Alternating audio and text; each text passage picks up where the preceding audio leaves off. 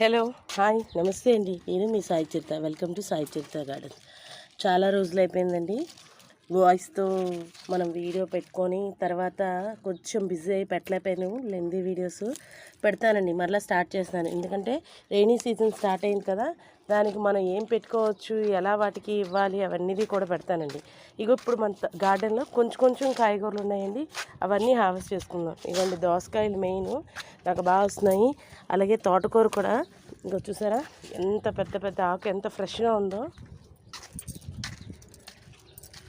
ఇగోండి ఆ పసుపు అయితే ఇగోండి వచ్చేసింది.